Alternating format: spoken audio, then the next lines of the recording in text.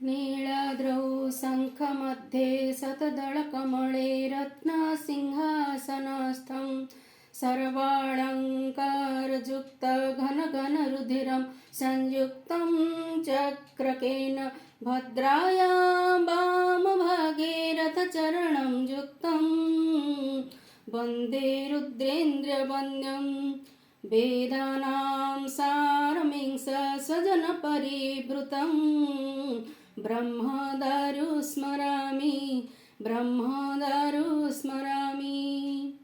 नमस्कार। जय जगन्नाथ। आज रथयात्रा उपलक्षे आपण मानकु से संपर्कित एक कविता सुनाइबाकु जाउछि। मो कवितार शीर्षक भक्त ओ भगवान। नईटिए थाए सागर पाई अली जाऊ थाए कलीर पाई। नईटिए धाए सागर पाई अली जाऊ थाए कलीर पाई। सूर्य उइले आसई कई जगा आसी थाए भकत पाई।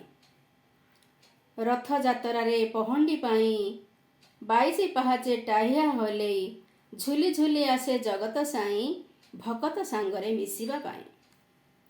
रथारूढ़ हेबे तिनि ठाकुर भाई भौणी को साथी रे नहीं। घड़ घड़ होई रथ चालोई बड़ दांड दुलुकेई। गुंडीचा मंदिरे 9 दिन रही भकत सांगरे कथा हुई। 9 दिने 10 अवतार हुई 10 दिने घर बाहुड़ा हुई।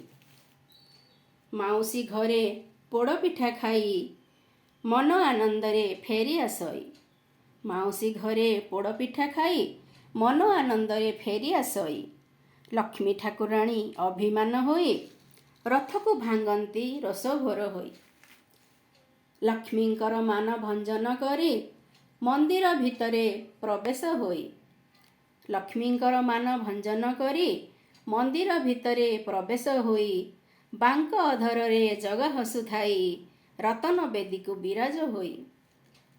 12 मासे 13 जातकु नहीं ओडिशा संस्कृति भूलिबा नाई।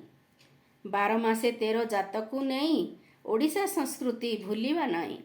भक्त वा भगवान संपर्क नहीं अनेक कहानी अछि जे रही।